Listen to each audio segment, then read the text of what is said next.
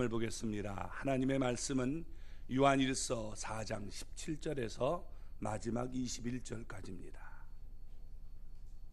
자, 같이 우리 한 목소리로 읽겠습니다. 이로써 사랑이 우리에게 온전히 이루어진 것은 우리로 심판날에 담대함을 가지게 하려 함이니 주께서 그러하심과 같이 우리도 이 세상에서 그러하니라. 사랑 안에 두려움이 없고 온전한 사랑이 두려움을 내쫓나니 두려움에는 형벌이 있음이라. 두려워하는 자는 사랑 안에서 온전히 이루지 못하였느니라. 우리가 사랑함은 그가 먼저 우리를 사랑하셨음이라. 누구든지 하나님을 사랑하노라 하고 그 형제를 미워하면 이는 거짓말하는 자니 보는 바 그 형제를 사랑하지 아니하는 자는 보지 못하는 바 하나님을 사랑할 수 없느니라. 우리가 이 계명을 주께 받았나니 하나님을 사랑하는 자는 또한 그 형제를 사랑할지니라. 아멘. 할렐루야. 하나님의 은혜와 복이 오늘도 주님 앞에 나온 우리 사랑하는 성도 여러분 삶 속에 가정 속에 늘 함께 하시기를 주님의 이름으로 축원합니다. 우리 지난주의 말씀은 성령님으로 알게 되는 것을 말씀드렸습니다. 세 가지를 말씀드렸는데 성령님은 하나님이 우리 안에 거해서 우리가 하나님 안에 있음을 알게 만든다라고 했습니다. 그러니까 하나님과 우리가 동고동락하는 사이임을 알게 만들죠. 또 성령님은 예수님을 보낸 이유를 알고 믿고 신하게 만든다라고 했습니다. 그리고 성령님은 하나님의 사랑을 경험하고 우리로 하여금 사랑하며 살 수 있도록 만든다라고 말씀을 나눴습니다. 이게 우리가 지난주의 말씀인데 그 말씀에 이어서 오늘 말씀은 하나님과 사랑의 관계 속에서 세 가지를 말씀하고 있습니다.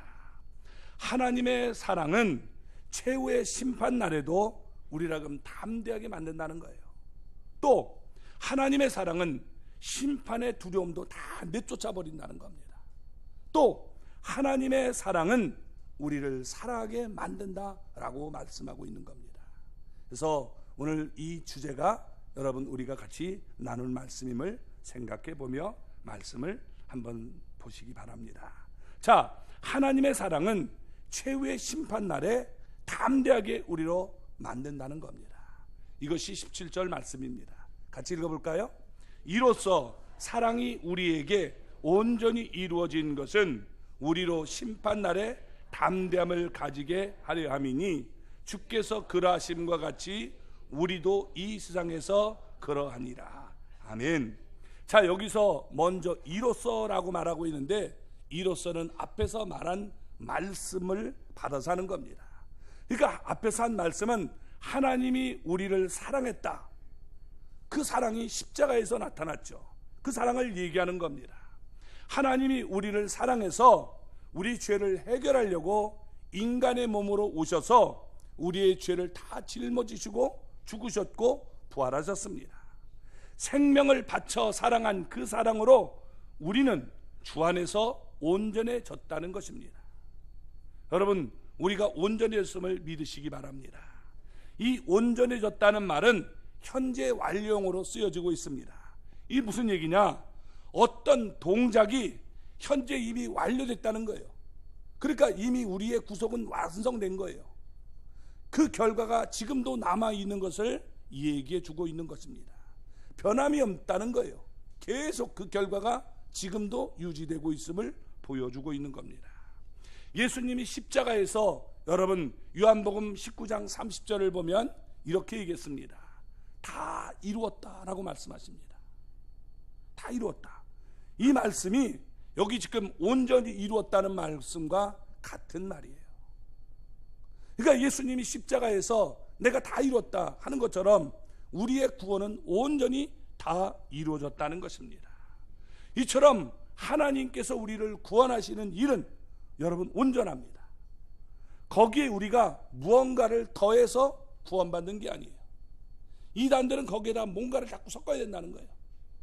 그래서 인간의 어떤 헌금, 그걸 강조하면서 헌금을 해야 된다. 아닙니다. 또 내가 뭐를 이 종교성으로 착한 일을 해야 된다. 그걸 해야 구원받는다. 그것이 아니라 예수님께서 여러분 십자가에서 우리의 모든 죄를 짊어지시고 죽으심으로 하나님께서 우리를 사랑하시는 그 구원은 완성됐음을 믿으시기 바랍니다. 여기 흔들리면 안 돼요. 그렇기 때문에 하나님의 사랑을 온전히 우리가 경험한 우리는 주님의 재림의 날에 담대함을 가질 수 있다는 거예요. 이 담대함이라는 말이 이 파르크레시아라고 되어 있는데, 이 말은 파스라는 말과 모든이라는 말과 그 다음에 크레오, 붙다, 말하다는 말의 합성어입니다. 그래서 이 붙듯이 말을 하는 것, 모든 말을 하나님 앞에서 당당하게 할 수 있다는 거예요. 여러분, 사람이 죄를 지으면 당당해질 수가 없어요. 그래서 우리가 텔레비전 같은 거 보면 어떻게 돼요? 죄를 지은 사람이 하고 숨지 않습니까? 이 당당할 수가 없는 겁니다. 이 단어는 특별히 그리스도의 재림과 연관해서 말씀하고 있는 겁니다. 마지막 심판대 앞에서 당당하게 말할 수 있는 것은 여러분 예수 그리스도의 십자가가 우리의 가슴 속에 있을 때 당당해질 수 있는 겁니다. 심판의 날에 그리스도가 심판의 주로 이제 세상의 모든 사람을 심판하실 때 하나님의 사랑을 이룬 사람들은 주님 앞에 당당하게 설 수 있다는 거예요. 왜? 주님이 자기의 아들을 이 땅에 보내서 죽여서라도 여러분 우리를 구원하시기는 그 사랑을 내가 가지고 있기 때문에 당당해질 수 있다라고 말씀하고 있는 겁니다. 이런 담대함은 하나님의 사랑을 온전히 이룬 자에게 나타나는 모습이다라고 말씀하고 있는 겁니다. 죄가 있으면요, 사람은 당당할 수 없어요. 근데 우리가 죄인인데도 당당할 수 있는 것은 죄를 다 용서받았기 때문에 우리가 당당할 수 있다는 겁니다. 주님께서 마지막 심판대 앞에서 우리에게 물으실 것입니다. 먼저 우리의 죄에 대해서 얘기하겠죠. 피고 이건기 이러이러한 죄를 졌자. 그때 저는 어떻게 말하겠습니까? 예, 제가 그 죄를 졌습니다. 여러분 얼마나 두렵겠습니까? 그런데 예수님께서 여러분 변호사가 되셔서 잠깐만요, 그 죄를 제가 다 갚지 않았습니까? 그러므로 이 사람의 죄는 무죄입니다 라고 얘기할 때 여러분 우리는 정말 이 담대함을 얻게 되는 거예요. 맞아! 예수님께서 내 죄를 담당하셨지? 이렇게 감사함으로 외칠 수 있다는 겁니다. 이게 우리의 당당함이에요. 내가 잘나서가 아니라 주님이 나의 모든 죄를 갚아주셨기 때문에 당당할 수 있다라고 말하고 있는 것입니다. 또 여러분 주님께서 이제 우리의 죄 없음을 얘기하고 주님께서 이렇게 물어볼 거예요. 그러면 너는 정말 예수 그리스도를 사랑하느냐? 내 이웃을 내 몸같이 사랑했느냐? 라고 질문할 것입니다. 그러므로 내가 주님의 사랑을 경험하고 주님을 사랑한다고 고백하고 그렇게 사는 사람은 예, 내가 주님을 사랑합니다. 또 주님이 사랑하는 성도를 사랑했습니다 라고 말하게 될 것입니다. 그래서 당당한 모습을 갖게 된다는 거예요. 왜? 주께서 그러하심과 같이 우리도 세상에서 그러하니라 라고 말씀하고 있는 겁니다. 사랑하는 사람을 위해서는 목숨을 버릴 수 있다고 우리 사람들은 얘기합니다. 정말 사랑하기 때문에 여러분 자녀를 위해서 자기 목숨 내놓으려고 하는 것 아닙니까? 그런데 죽음에 대한 두려움이 없어서가 아니라 사랑하는 힘이 두려움을 이길 수 있도록 만들어 준다는 것입니다. 진심으로 사랑하면 그를 사랑하는 사람을 위해서 목숨을 버리는 것자 조금도 두렵지가 않은 것입니다. 성도들이 세상 사람들이 무서워 떠는 심판날에 담대할 수 있는 이유는 성도가 주님을 닮았기 때문이다 라고 말합니다. 자신을 준 사랑을 믿기 때문에 심판날에도 우리는 두려움이 없다는 거예요. 인간은 나약한 존재지만 담대해질 수 있습니다. 왜? 여러분 나를 사랑하는 그 사랑을 힘입어서 나도 사랑하며 살겠다는 이런 각오가 있을 때 나타나게 되는 겁니다. 우리가 담대해지는 것은 돈을 많이 가져서 담대해지는 것이 아닙니다. 권력을 쥐고 있기 때문에 담대해지는 것이 아니에요. 이건 얼마 못 가서 다 없어지고 마는 것입니다. 영원한 담대함을 가질 수 없는 거예요. 진짜 우리가 담대함을 갖는 것은 사랑함으로 담대해진다는 것입니다. 우리가 하나님의 사랑을 입고 힘입고 하나님이 나를 사랑하는구나, 하나님이 내 안에 계시는구나, 이런 마음을 가지면 담대해질 수 있는 거예요. 그래서 여러분, 우리가 이제 세상을 향하여 나가서 사랑하는 사람들을 사랑하고 또 사랑할 수 없는 사람도 사랑할 수 있는 힘을 갖게 된다는 겁니다. 그래서 성도의 담대함은 세상 사람들의 담대함과는 다른 것입니다. 세상 사람들은 물질을 의지하지만, 권력을 의지하지만, 우리 성도들은 하나님의 사랑을 힘입어서 담대하게 나갈 수 있음을 얘기해 주고 있는 것입니다. 이 사랑이 우리 안에 여러분 확신으로 나타나기를 주님의 이름으로 축원합니다. 예수님은 하나님이 자신을 사랑하심을 아셨습니다. 그렇기 때문에 여러분, 많은 무리들을 가리킬 때 세상의 권위자들과 같지 않았다라고 말씀을 합니다. 세상 권위자들의 눈치를 살피면서 그들이 듣기 좋은 말을 하려고 하지 않았던 것입니다. 비록 그들에게 미움을 받았고 배척을 당하고 고난을 받았어도 하나님의 뜻을 세상에 선포했습니다. 하나님이 나를 사랑하기 때문에, 하나님이 나를 사랑해서 나를 보냈기 때문에 나는 이 세상 속에서 이 말을 외칠 수 있다라고 얘기한 것입니다. 또 이 담대한 선포는 죄인들에 대한 사랑 때문이었습니다. 죄인들을 사랑하고 여러분, 가난하고 소외된 자들을 사랑했기 때문에 고난의 길을 걸어갈 수 있었던 것입니다. 만약에 사랑하지 못한다면 여러분, 그들을 위해서 죽을 수가 없는 것이죠. 그러나 사랑했기 때문에 예수님은 자기의 목숨을 기꺼이 내놓을 수 있었던 것입니다. 예수님 안에서 우리가 사랑을 경험했기 때문에 우리도 이 사랑을 경험한 자는 세상 속에서 담대할 수 있다는 거예요. 이런 담대함이 우리 가운데 있기를 바랍니다. 그래서 예수님께서 요한복음 16장 33절을 보면 이렇게 얘기합니다. 세상에서는 너희가 환난을 당하나 담대하라, 내가 세상을 이겼노라.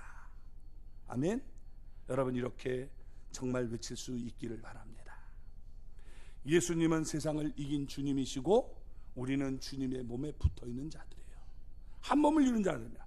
따라서 우리도 세상을 이길 수 있다라고 믿어야 되는 것입니다.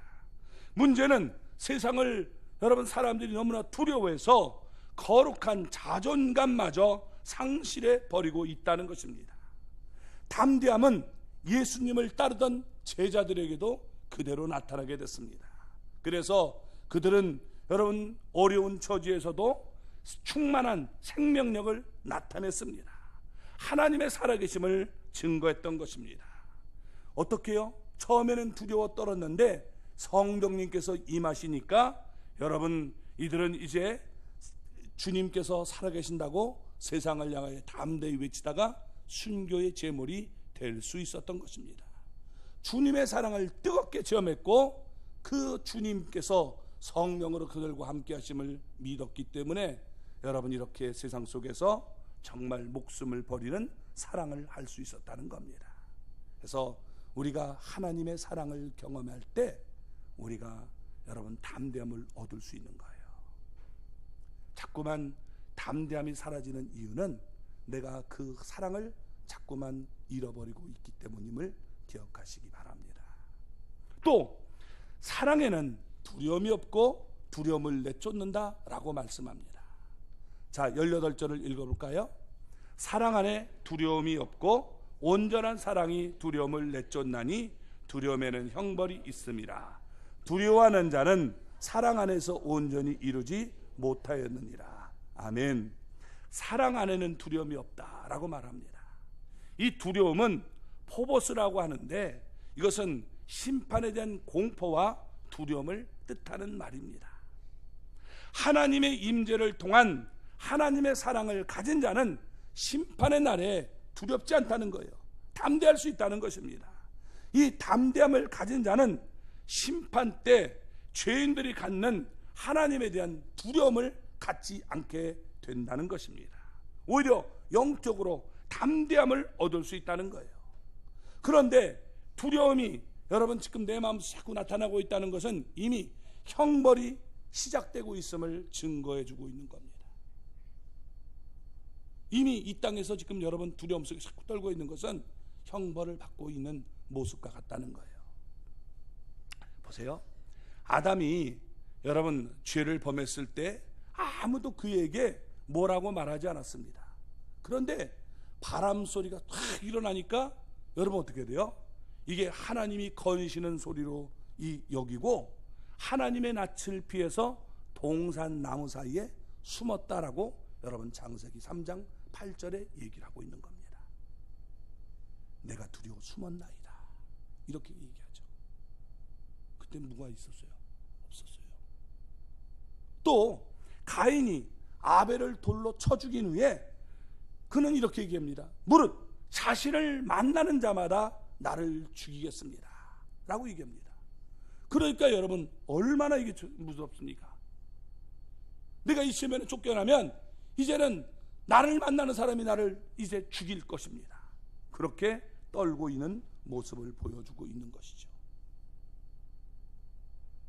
그러니까 두려워하고 있다는 것은 이미 지금 내가 죄를 졌고 그것에 대한 형벌이 시작되고 있음을 보여주고 있는 겁니다.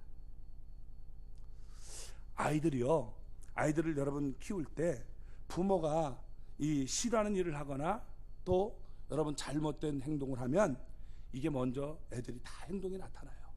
그렇죠? 이게 우물쭈물 한다든지 눈치를 살살 이렇게 살피는 모습을 볼 수가 있는 겁니다. 선생님들도 잘 알잖아요. 이렇게 교탁에서 딱 보면 보인단 말이에요. 근데 애들은 어떻게 돼요? 선생님 눈 안 맞추려고 이렇게 하지 않습니까? 이 벌써 선생님은 위에서 딱 보면 보인단 말이에요. 그러다 딱 하면 가슴이 철렁하죠. 얼굴이 이게 백지장으로 하얘지는 경우를 볼 수가 있는 거예요. 왜? 이게 문제가 있으니까 그렇게 되는 거죠. 그렇죠? 떳떳하면 선생님 얼굴을 딱 봤을 때 싹 웃을 수 있지만 그렇게 못하는 이유는 이게 여러분 어떻게 돼요? 간이 콩알만해지는 이유는 거기에 죄가 숨어있기 때문에 그렇게 하는 경우를 볼 수 있습니다. 모르겠어요. 지금 세상이 너무나 바뀌어가지고 선생님들을 우습게 보니까 뭐 그렇게 안 하는지 모르지만 옛날에 제가 다닐 때만 해도 그랬다 이거예요. 그렇기 때문에 지금 올바르게 행동하지 못할 때 느끼는 마음의 상태가 바로 두려움이 되는 것입니다. 그래서 여러분 제가 여러분을 볼 때 이 기분이 좋은 얼굴로 이렇게 우리가 느껴지면 그 사람은 저와 관계가 좋은 거예요. 근데 탁 하다가 이게 눈을 맞췄는데 목사님이 나를 갖다가 막 째려봤어. 그건 저에 대한 감정이 안 좋기 때문에 괜히 그렇게 느끼는 거예요. 이렇게 보다가 이렇게 터지는데 괜히 그렇게 느끼는 것은 찔리는 게 있기 때문에 그렇게 행동하는 경우들이 있다는 겁니다. 그러니까 여러분 이런 감정이 우리 신앙생활에서 자주 나타나게 되는 것입니다. 주님 앞에 내가 올바르게 살고 주님 말씀에 순종하는 자들은 여러분 주님이 두렵지 않아요. 주님을 뵙는 것이 영광스러워요. 장래일에 대해서 과도히 염려가 되지 않습니다. 하나님이 나에게 예수님도 주셨는데 뭘 아끼겠어. 하나님이 나와 함께 하시기 때문에 이길 수 있어. 이런 담대함을 갖게 되는 거예요. 근데 내가 하나님이 싫어하는 일만 행동하면 어떻게 돼요? 야, 하나님이 혹시 나를 갖다가 이 길 가다가 이거 요즘에 차들이 그냥 덮쳐가지고 가끔 길거리 서 있다가도 여러분 차가 날라와가지고 단항하는 경우도 있잖아요. 그런 마음을 갖게 될 수 있다는 거예요. 얼마나 이게 두렵습니까? 그러니까 내가 이렇게 하면 안 되는데 이렇게 하면 안 되는데 자꾸 그런 소리가 들리면 빨리 여러분 어떻게 돼요? 죄로부터 돌아서면 되는 것입니다. 내가 하나님 앞에 떳떳한 모습을 가지면 두려움이 다 쫓겨나가게 되는 거예요. 하나님이 나를 사랑하기 때문에 나를 지켜주신다, 이 믿음을 갖고 담대해질 수 있다는 거예요. 그래서 여러분, 우리가 이런 모습을 갖기를 바랍니다.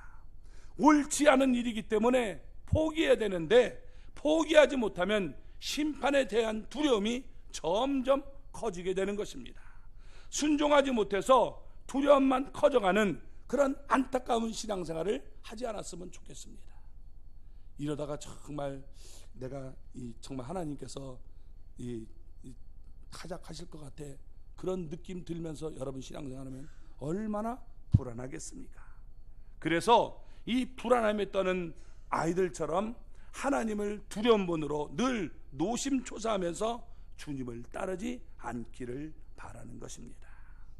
따라서 우리가 두려움을 내쫓고 담대하게 신앙생활을 하는 법을 배워야 된다는 겁니다.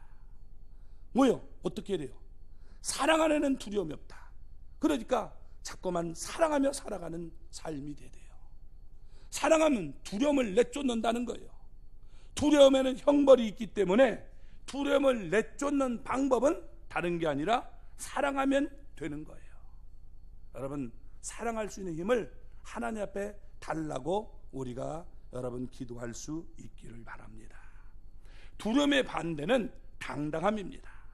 평안과 기쁨의 감정입니다. 무엇을 제대로 했을 때 느끼는 뿌듯함을 우리가 담대함이라고 얘기하는 것입니다. 아이들에게, 야, 엄마가 이제 어디 갔다 올 텐데 1시간 내가 후에 올 거야, 그러니까 요 일을 다 맞춰놓고 있어.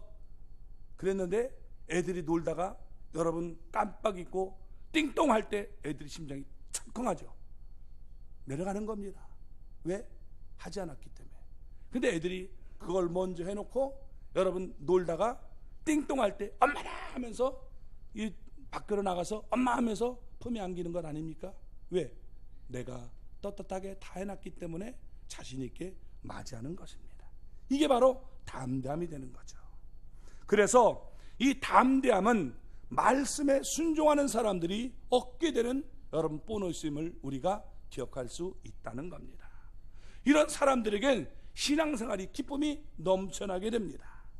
거리낌이 없고 두려움이 없기 때문에 대인 관계도 원만하고 아름답게 만들어 가게 되는 겁니다. 근데 내가 여러분 자꾸만 하나님과 관계가 좋지 못하고 어떤 관계가 무너지면, 짐이 무거우면 누군가 뭔가 탁 하면 어떻게 돼요? 뭐 이러면서 이 싸움 딱이 되는 거예요. 불안하기 때문에 그런 거예요. 그래서 여러분들 자꾸 그런 분이 있으면 이해를 좀 해주세요. 아, 저분이 지금 굉장히 삶이 힘들구나. 그래서 품어줄 수 있는 사람이 돼야 돼요. 거기 같이 막 맞붙어 싸움하면 안 되는 거예요. 사람이, 여러분, 우리가 사랑을 많이 받으면요 여유가 생겨요. 품어줄 수 있어요. 근데 내 짐이 너무 무거우면 조금만 건드려도 무섭게 되는 거예요. 막 하면서 눈 뜨고 막 덤비는 그런 일이 나타나게 되죠. 그렇죠?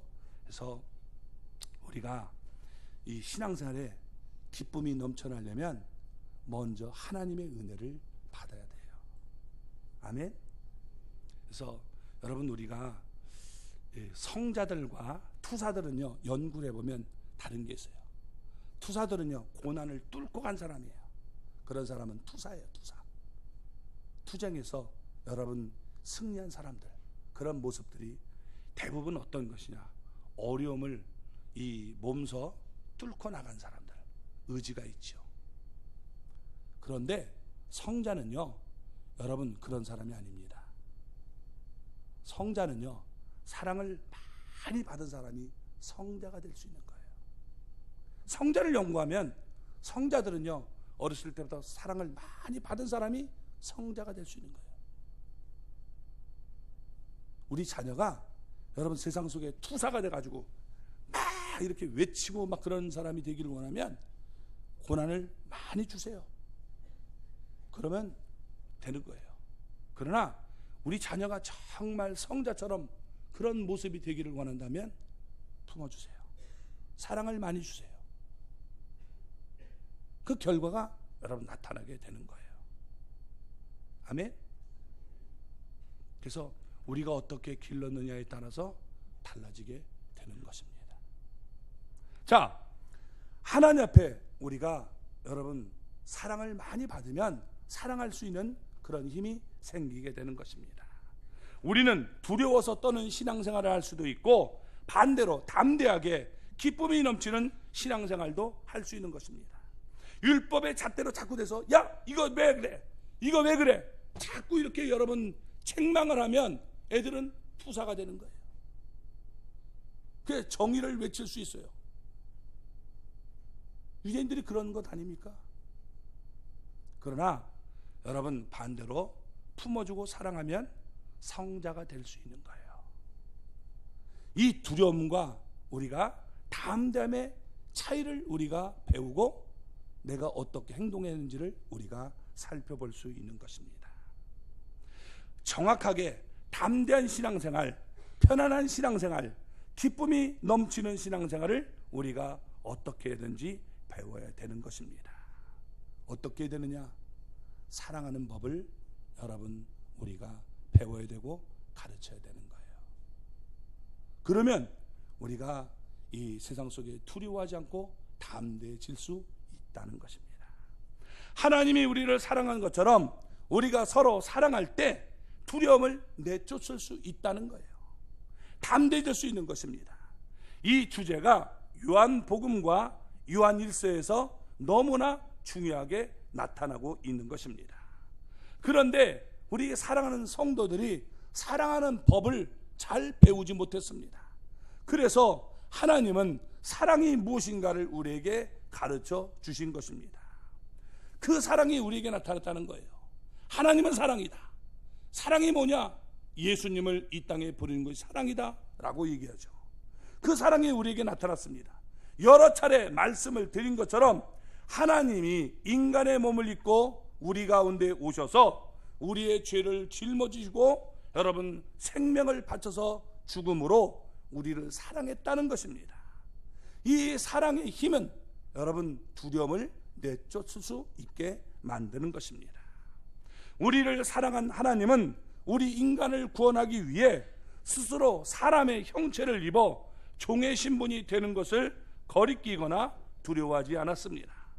천하 만물을 지은 하나님 자신이 스스로 여러분 무덤에 갇히는 일이 나타나게 된 것입니다. 뿐만 아니라 자신을 지옥적인 십자가에 달리게 만드심으로 우리에게 목숨까지 주셨습니다. 이게 바로 사랑의 힘인 것입니다. 이 사랑을 내가 가지고 있을 때 여러분 우리는 두렵지 않고 당당해질 수 있다는 거예요. 그런 하나님의 사랑을 경험할 수 있기를 주님의 이름으로 축원합니다. 그 사랑을 경험하면 우리도 사랑할 수 있다라고 여러분 권면하고 그렇게 살도록 만든다는 겁니다. 자, 19절을 보겠습니다. 우리가 사랑함은 그가 먼저 우리를 사랑하셨음이니라. 아멘. 여기 우리가 사랑함은 했는데 이 헬라어 원문에 그르리라는 말이 있어요. 근데 이것을 우리말에는 생략했어요. 왜 그러느냐? 어떤 데는 있고 어떤 데는 없기 때문에 이게 어떤 데는 있고 어떤 데는 없는 것에서는 그냥 그걸 빼고서 얘기를 했는데 영어 성경 킹제임스라든지 이 중요한 것들은 그르리라는 말을 넣고 있다는 겁니다. 자, 그리라는 너를 넣으면 우리가 이해하기가 참 좋아요. 우리가 그를 사랑하면 그가 먼저 우리를 사랑하셨기 때문이라 라고 말하고 있는 것입니다. 자, 여기에 그르는 하나님을 얘기해 줄 수 있고 또 여러분 하나님이 사랑하는 사람들을 얘기하기도 합니다. 그렇기 때문에 하나님도 사랑할 수 있고 하나님이 사랑하는 성도들도 우리가 미워하지만 그들도 사랑할 수 있다라고 만들고 있는 것입니다. 우리가 아직 죄인 됐을 때에, 즉 불의하고 경건하지 아니할 때 우리를 사랑하신 하나님, 자기의 독생자를 아낌없이 주신 하나님의 사랑을 여러분 우리가 경험했기 때문에 우리도 이제 그 하나님의 사랑이 우리 안에 있기 때문에 우리도 그렇게 사랑할 수 있다라고 말하고 있는 것입니다.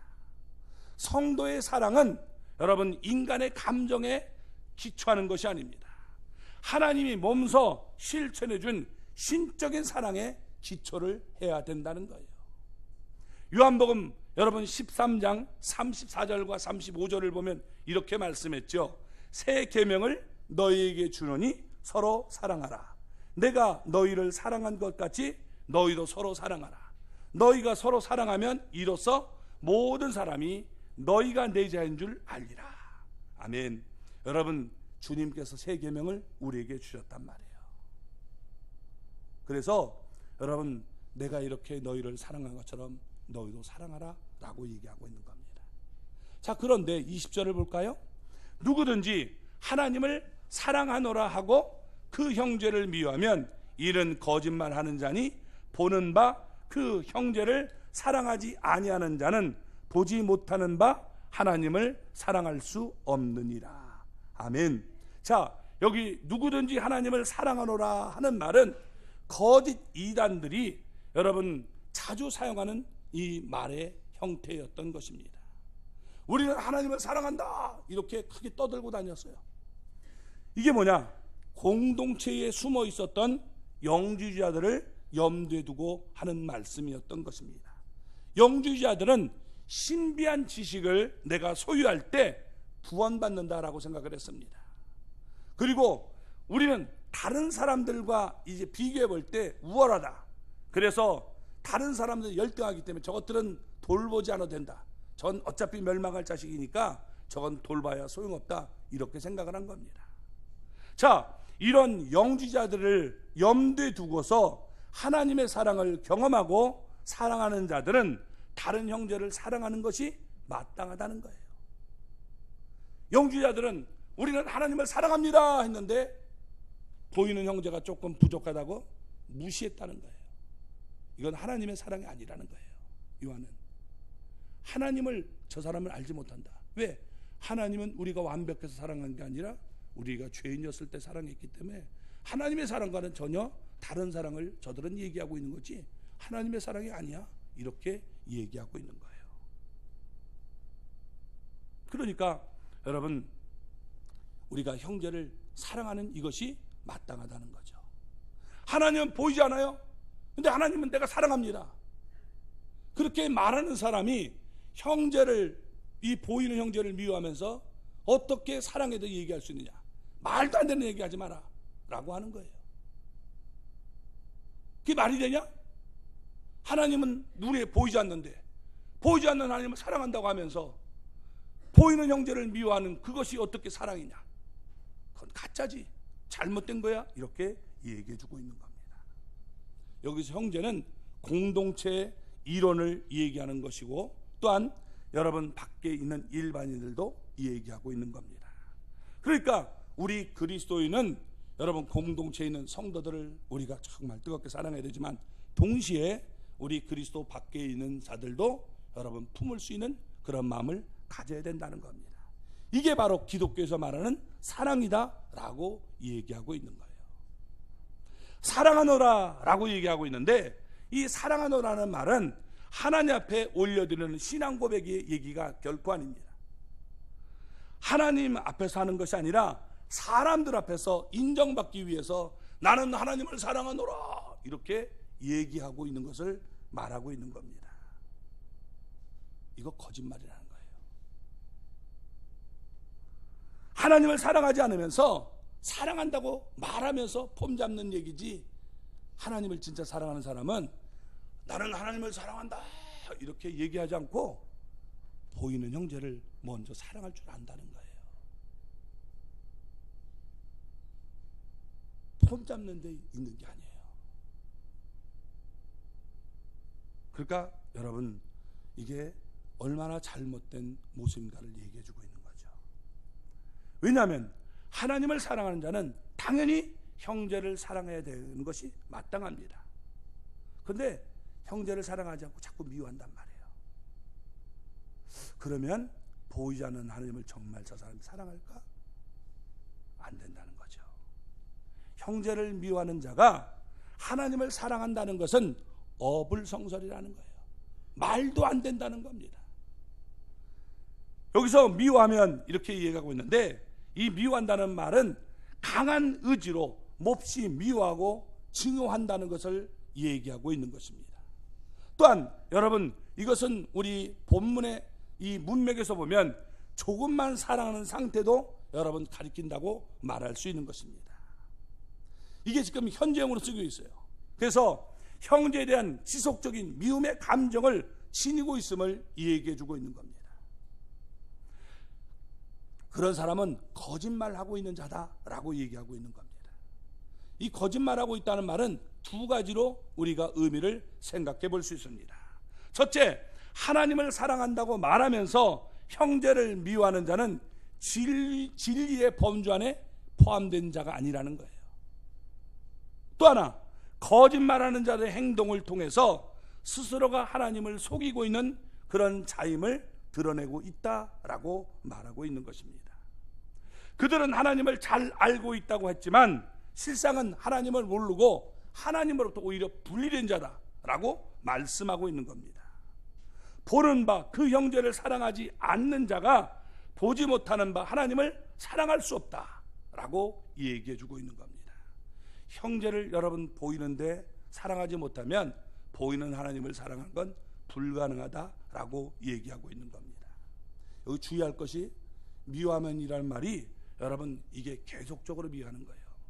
인간이 살다 보면 여러분 그때 순간적으로 미울 때도 있잖아요. 그걸 얘기하는 게 아니라 마음속에 계속 증오심을 품고 있는 거예요. 내가 너는 두고 봐라. 이빨 뽀드덕뽀드덕 갈면서 내가 살아있는 동안에는 너는 결코 용서할 수 없어. 이런 마음을 갖는 것, 그건 하나님의 마음이 아니라는 거예요. 살다 보면 여러분 어떻게 돼요? 내가 죄를 질 수도 있고 또 내가 죄를 용서받을 때도 있는 거예요. 성도는 서로 우리가 사랑하고 또 용서하는 삶을 사는 것이 그게 마땅한 것이지, 내 눈에 흙이 들어가기 전에 너는 결코 용서할 수 없다, 이건 하나님의 자녀의 모습이 아니라는 거예요. 그건 잘못 살아가고 있는 모습임을 얘기해 주고 있는 겁니다. 그래서 그런 모습이 없기를 바랍니다. 아멘. 우리 성도들 간에 옆에 있으니까 싸움하는 거예요. 저 멀리 있는 사람은 싸움합니까? 안 싸움해요. 제일 싸움 많이 하는 게 뭐예요? 부부예요. 부부 붙어 있잖아요. 그러니까 싸움하는 거예요. 두 번째, 자식과 일촌관계 제일 싸움 많이 하는. 그 다음에 형제. 이 되는 거예요. 그러니까 미울 수 있어요.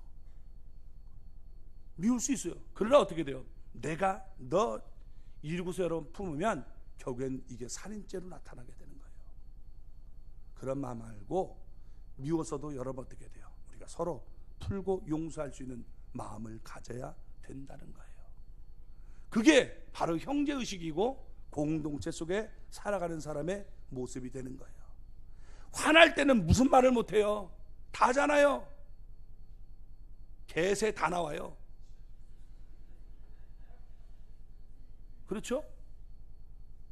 뭐 벌금 낼 소리 다 나오잖아요. 죽일 뭐 어쩌고 그냥 진짜 그게 아니잖아요. 미우니까 그렇게 표현한 것 뿐이에요. 그걸 가슴에 담아두고 이러면 여러분 병드는 거예요. 용서할 수 있는 마음을 가질 수 있기를 바랍니다. 아멘.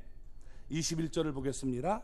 우리가 이 계명을 주께 받았으니 하나님을 사랑하는 자는 또한 그 형제를 사랑할지니라. 아멘. 요한은 이제까지 진술해온 사랑을 하나님의 계명과 여러분 연결해서 순종을 말하고 있다는 것입니다. 자, 우리가 여러분 앞에서 우리가 얘기했던 요한복음 13장 3, 4절 35절 말씀을 보면 이렇게 얘기했죠. 새 계명을 너희에게 주노니 서로 사랑하라. 내가 너희를 사랑한 것 같이 너희도 서로 사랑하라. 너희가 서로 사랑하면 이로써 모든 사람이 너희가 내 제자인 줄 알리라 라고 말씀을 했습니다. 자, 이렇게 사랑의 계명을 제자들에게 주신 것입니다. 요한은 사랑을 지금 하면서 이 사랑의 계명과 연결을 시키고 있는 것입니다. 그러니까 사랑은 여러분 선택사항이 아니라 옵션이 아니라 필수사건이라는 거예요. 필수사항이라는 겁니다. 하나님을 사랑한다고 고백하면서 형제를 미워하는 것, 이건 올바른 모습이 아니고 여러분 우리는 형제를 사랑해야만 해요. 그게 하나님의 자녀로서 마땅한 삶이라고 얘기해 주고 있는 것입니다. 하나님 사랑과 형제 사랑은 분리될 수 없다는 거예요. 여기서 주께라고 말씀하고 있는데 이 주께라는 말은 사랑의 근원지가 바로 하나님이심을 말씀해 주고 있는 겁니다. 그러니까 사랑의 사도라는 이름까지 붙여질 정도로 이웃 사랑을 강조했던 요한은 자신이 지금 사랑하라고 외치는 이 메시지가 어디서부터 온 것이냐? 주님께로부터 온 것이다 라고 말씀을 하고 있는 거예요. 주님이 명령하셨기 때문에 내가 세 계명을 너에게 주노니 서로 사랑하라 이렇게 말씀하셨기 때문에 우리가 이 계명을 지키는 삶을 살아야 된다는 거예요. 싫어도 내가 하겠다는 의지를 가질 때 여러분 하나님 앞에 엎드릴 때 하나님 도와주세요. 하나님 내가 저 사람 정말 미운데 사랑할 수 있는 힘을 주세요. 이렇게 엎드릴 때 여러분 우리가 정말 하나님 앞에서 승리자가 될 수 있음을 보여주고 있는 것입니다. 그러니까 오늘 우리가 주님 앞에 나와 예배할 때 우리는 크게 두 가지로 여러분 하나님 앞에 우리 자신을 보여야 되는 겁니다. 먼저 소극적으로 하나님 앞에서 우리가 점검해 봐야 돼요. 내가 형제를 미워하는 사람은 없는가? 만약 미워하는 사람이 있으면 빨리 여러분 어떻게 돼요? 이걸 던져버려야 되죠. 두 번째, 내가 적극적인 방법입니다. 내가 형제를 사랑하고 있는가? 이웃을 사랑하고 있는가? 사랑하지 못하고 있다면 하나님 내가 사랑이 부족합니다. 그 힘을 내게 허락해 주시오라고 여러분 우리는 엎드려야 되는 것입니다. 결론입니다. 하나님의 사랑으로 인해 우리는 사랑하는 자가 되어서 담대한 신앙인이 될 수 있기를 바랍니다. 아멘. 하나님 앞에 우리가 담대해야 돼요. 세상 앞에도 담대한 사람이 돼야 돼요. 두 번째, 하나님의 심판대 앞에서 여러분 두려워 떨지 마시기 바랍니다. 왜? 여러분 나를 사랑하시는 예수님, 나를 사랑해서 예수님을 이 땅에 보내셔서 십자가에 못 박아 죽이기까지 나를 사랑하신 그 하나님의 사랑을 내가 갖고 있다면 두려울 필요가 없는 거예요. 아멘. 여러분 이 모습을 갖기를 바랍니다. 또한 우리가 하나님의 사랑을 가지고 실천함으로 내가 진짜 하나님의 사람이라는 것을 우리가 보여줄 수 있는 그런 사람들이 되기를 주님의 이름으로 축원합니다.